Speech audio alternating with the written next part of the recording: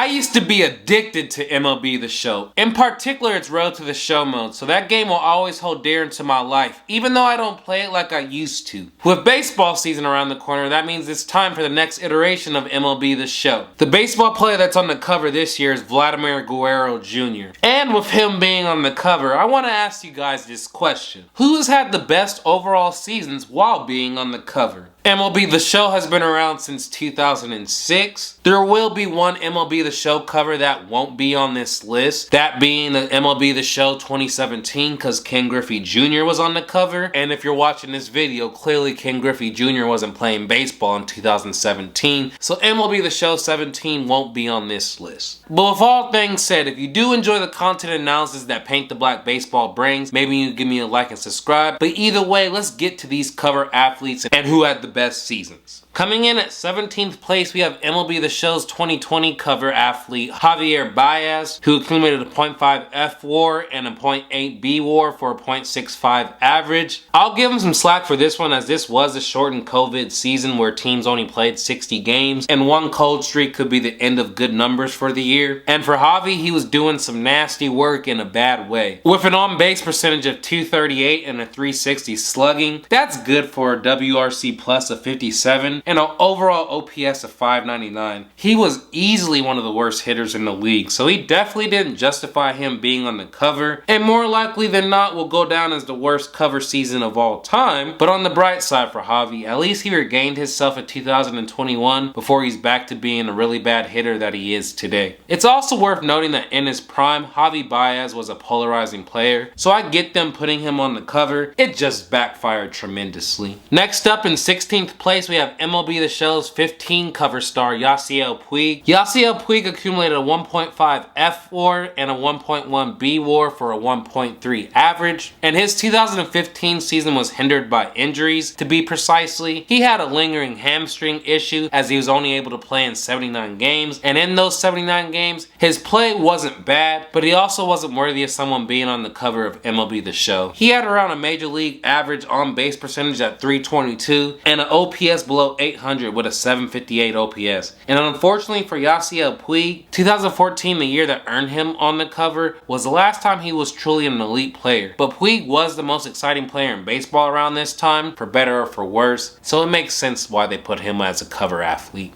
Next up, we have the MLB The Show's 2023 cover athlete, Jazz Chisholm. And Jazz Chisholm accumulated a 1.9 F WAR and a 1.2 B WAR for a 1.55 average. I'm gonna be honest, of all of the people on the list as a cover athlete, I did not get the choice of them choosing Jazz. It must have been some projections with him because he did show flashes in 2022, but even his 2022 season when he was an all-star, he didn't play a full season. But also like Puig, the year he was on the cover was plagued by injuries. He had a toe and an oblique injury. And when he did play, he was barely above league average as a hitter, with a below average .304 on base percentage and a WRC plus of 103. Jazz is still young enough to find his footing, but he could go down as the worst career of a player to be on the cover because this list is about to get more competitive. Coming in at 14th place, we have MLB 11 The Show's cover athlete, Joe Mauer, who accumulated a 2.1 F WAR and a 1.2 B WAR for a 1.65 average. The thing that held Joe Mauer back was a bilateral leg weakness, and I know you're seeing a trend now as Joe Mauer also had an injury-plagued season. It's not going to be like this for the whole video, I promise you. With this weakness, he was only able to appear in 82 games, and the power he displayed years prior became non-existent this year, as he only accumulated for a .729 OPS, which is downright pathetic for a cover athlete. And seeing as he's the only person to be on the cover twice, MLB The Show really should have given this one to someone else. But at least the honor went to a Hall of Famer, and his other time appearing on this list will be a much better season. Next up in 13th place, we have MLB 08 The Show's cover athlete, Ryan Howard, who accumulated a 2.8 F WAR and a 1.8 B WAR for a 2.3 average. Now we finally have seasons worthy of being on the list, with Ryan Howard belting 48 home runs. I always feel like cover athletes should be the prolific home run hitters or an all-around five-tool talent, and Ryan Howard was a definition of a prolific home run hitter. The only issue for Ryan Howard is anything that did not result in power, he wasn't really great at, which is why his WAR isn't higher. While his WAR might not be high enough for someone deserving to be on the cover, he did at least have an 881 OPS, which is great. But if the DH was back in the NL in 2008, Ryan Howard would have been cooking and higher on this list. So either way, it's a great season. It's just not higher up because Ryan Howard isn't a complete player in the other parts of his game, and it has him lower than players that don't have those deficiencies. In 12th place, we have MLB 12 The Show cover athlete Adrian Gonzalez, who accumulated a 3.0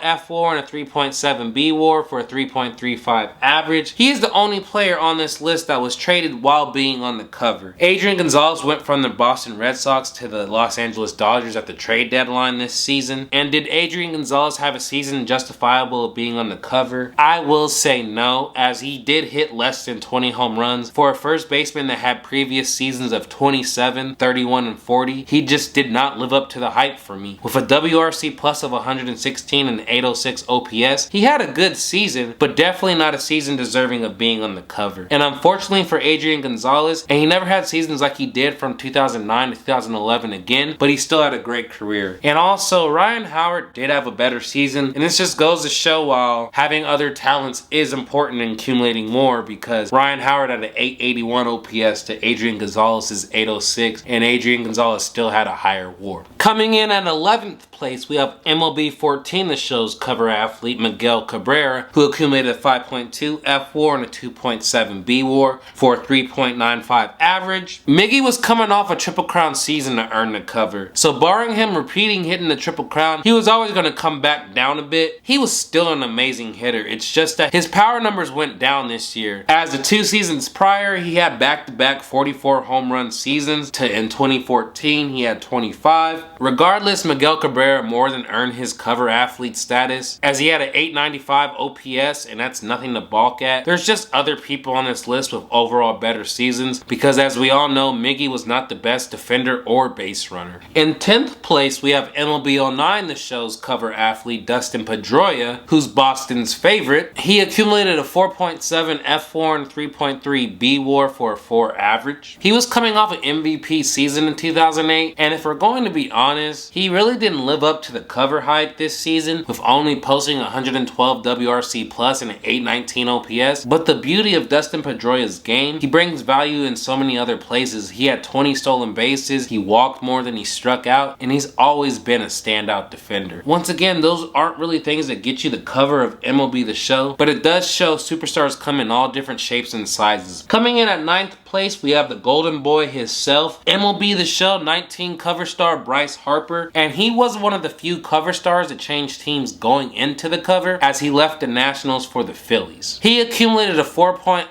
F4 and a 4.4 B WAR for a 4.2 average. With 35 home runs and 882 OPS and 124 WRC plus, while he might not have been in the MVP conversation for this season, it was still a great year, as he even had 15 stolen bases to go with his 35 home runs. Definitely someone deserving to be on the cover. After all, it is Bryce Harper. It was only a matter of when, not if, of him being on the cover. In 8th place, we have the first man to ever grace the cover, MLB 06 The Show cover star Big Papi David Ortiz, who accumulated a 5.3 F4 and a 5.8 B WAR for a 5.55 average. If you didn't know, this man was a full-time DH, so his WAR numbers were always going to suffer as a result compared to players that play on the field and hit. But the year he decided to be on the cover was his best power season, as he belted 54 home runs. He also had 1,049 OPS and 157 WRC plus. MLB The Show couldn't pick a better person to start this franchise off, and with it being Big Papi and him being so charismatic, it probably led to a few more sales as well. Next up is a person that put himself on the scene with one of the best rookie years ever. We have MLB The Show's 18 cover star Aaron Judge, who accumulated a 5.3 F4 and a 5.9 B WAR for a 5.6 average. Judge had 52 home runs as a rookie, so it was always going to be hard to live up to it. Unfortunately for Aaron Judge, he had some injury issues, but he still was able to appear in 112 games and make an impact when he did play, hitting to 150 WRC plus OPS and a .919 OPS. His numbers projected for a full season would have been something like 42 home runs, 113 runs scored, 99 runs batted in,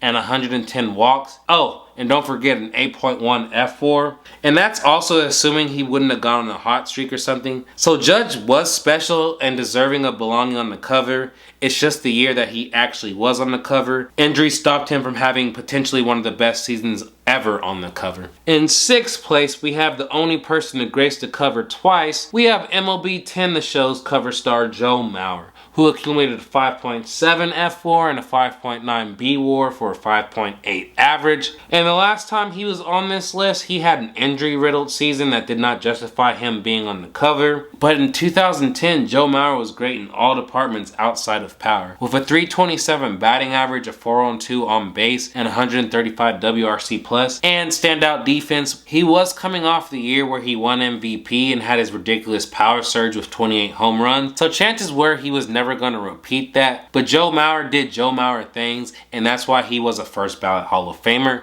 and deserving of being a cover star. In 5th place, we have one of the angriest players in the MLB since the 2010s, MLB The Show 16 cover star Josh Donaldson, who accumulated a 5.0 F WAR and a 7.2 B WAR for a 6.1 average. Josh Donaldson won the MVP in 2015, which is why he earned his spot on the cover. And the craziest thing about that, he ended up having a higher WRC plus than his MVP year, with a 157 WRC plus and a .953 OPS. The only difference is he was a much worse defender in 2016 than he was when he won the MVP. Either way, Josh Donaldson warranted being on the cover with his great season and belting 37 home runs and having a 404 on base percentage. He was truly remarkable. Coming in at 4th place, we have potentially the most electrifying player on this list, that being MLB The Show's 21 cover athlete Fernando Tatis Jr. He accumulated a 7.3 F WAR and a 6.6 B WAR for a 6.95 average. Before his PED suspension in 2022, many believed Fernando Tatis Jr. to be the face of the new generation, and his 2021 season was a good indication as to why. He had 42 home runs, 25 stolen bases, .975 OPS, and a WRC plus of 158. With him being a complete 5-tool player, that's why he was able to accumulate that very high WAR. It was just truly a great year, and it showed the full potential of Fernando Tatis Jr. Now we're entering the top 3, and at 3rd place we have a player who decided to have his best overall season while being on the cover. That being MLB 07 The Show cover athlete David Wright, who accumulated an 8.4 F WAR and a 6.3 B WAR for a 7.35 average. David Wright is the only player on this list to have a 30-30 season with 30 home runs and 34 stolen bases. He also had a 325 batting average and a 963 OPS to go with that. Not only did he deserve to be on the cover, this was easily